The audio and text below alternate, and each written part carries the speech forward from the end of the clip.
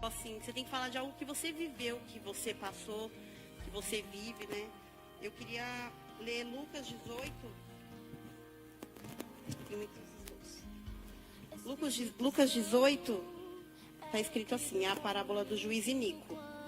E contou-lhe também uma parábola sobre o dever de orar sempre e nunca desfalecer, dizendo: havia numa cidade um certo juiz que nem a Deus temia, nem respeitava a homem algum. Havia também naquela mesma cidade uma certa viúva que ia ter com ele dizendo: faz-me justiça contra o meu adversário.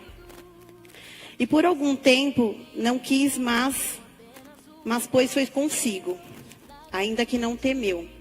E disse a respeito dos homens: todavia, como a viúva me importuna, eis de fazer-lhe justiça, para que, enfim, não me volte a perturbar mais.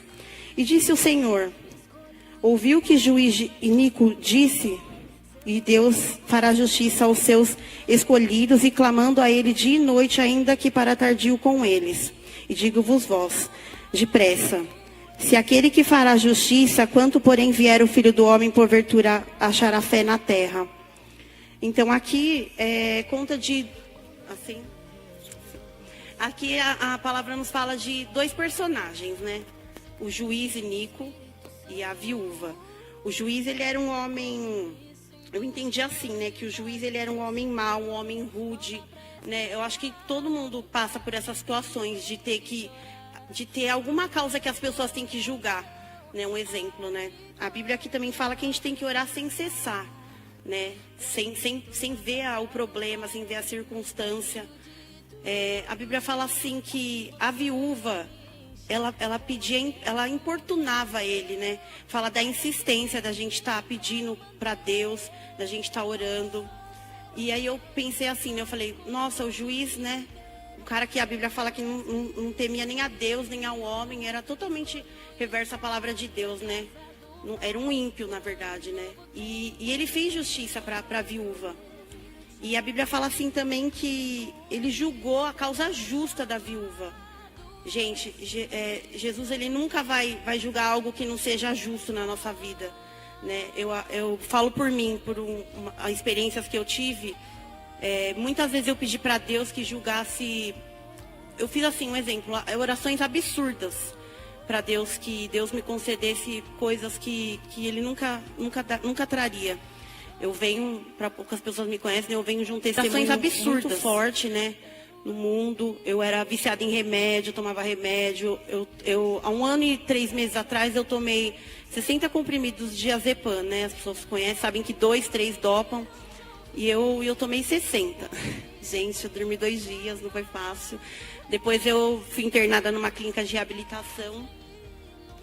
E porque teve pessoas orando pela minha vida, o Senhor teve um propósito na minha vida, né? Não era para estar aqui, né? Teve 2 paradas cardíacas. A minha mãe, ela insistiu em oração pela minha vida. O bispo Saulo ficou também desesperado na época, é amigo da minha família. A minha mãe, o Rafa, na época não era o meu marido. Então, olha a importância da oração, né? Mas voltando, assim, que fala assim que a gente não pode pedir nada que não seja... É tudo uma causa justa, Deus vai julgar. Um exemplo, eu pedia para me relacionar com pessoas, na época, que eu não era casada, eu pedia para me relacionar com pessoas que Deus não ia me dar. Deus nunca vai desfazer uma família para ficar com outra. Deus nunca vai tirar. É mais fácil você estar na igreja e ficar com uma pessoa da igreja do que Deus ir lá julgar essa causa injusta de um cara que está bebendo, usando droga, de meninas que estão totalmente reversas à palavra de Deus. Então, eu pedia para Deus, Senhor, aquela pessoa tem que ficar comigo. Nunca ia ficar comigo. Entendeu? Deus nunca vai abrir portas e tirar a pessoa de uma porta, de um status numa empresa. Deus não é Deus de puxar tapete. Deus não é Deus de puxar tapete, Deus é Deus de justiça. E por isso que ele entendeu e ouviu a oração daquela mulher. Então eu vejo assim, o juiz que era iníquo, que era duro, era toda... Enfim, ele atendeu a mulher. E aqui no versículo 8 fala assim: Deus então não fará justiça para com os seus, no 7, né? Com certeza Deus vai fazer justiça, porque Ele é justo, né? Ele é justo, Ele é fiel, Ele é maravilhoso, Ele transforma. Ele transformou a minha vida. Não é nem da mensagem, mas hoje eu vivo a glória da segunda casa, né? Glória a Deus por isso. Hoje eu tive a minha família restaurada, tive meu casamento, porque eu me posicionei, né? Eu precisei passar por toda aquela questão de ficar internada, de quase morrer, como eu dei trabalho para minha família, como eu era um desgosto para minha família, né? Mas por oração da minha mãe, de algumas amigas, do bispo, do Rafa, o Senhor, ele teve misericórdia pela graça, né? E me alcançou. E glória a Deus, eu tô aqui hoje, né? Para poder contar. Então, a gente não pode parar de orar, né? Há 40 dias eu tô num propósito, hoje faz 42 dias de jejum, né? Com a Bia sabe, e de oração para algumas determinadas áreas, né? E Deus é Deus de mudar a personalidade das pessoas, porque Deus, ele traz o completo. Ele não vai dar uma pessoa para você e dar pela metade. Quando Deus, ele transforma, a palavra transformação significa pegar e refazer, fazer tudo novo. Então Deus não vai dar algo que não seja completo, né? Então eu me levantei em algumas áreas da minha vida e não aceitei determinadas coisas que estavam acontecendo. E aí me pergunta, mudou? Nem tudo. Não muda tudo assim, né? Mas sabe o que mudou? Eu mudei por dentro, sabe? O jejum, a oração, ela me fez ficar mais forte. Ela me fez não me abater tanto. Eu vivia antes prostrada, enchendo o saco da Bia. Ai, eu tô com depressão. Pastor Rodrigo, ele, que depressão que eu... Falar pro Rafael, olha, que depressão. Todo mundo fica bravo. Outro tema, depressão, porque ninguém tem. Só quem passou sabe. E a depressão, ela é espiritual. Ela é uma doença da alma. Existe a depressão, mas existe um Deus muito maior que pode curar a depressão. Você entende? Não é nem o que eu queria falar, né? Mas é uma área que eu fui tratada e que eu venho sido tratada.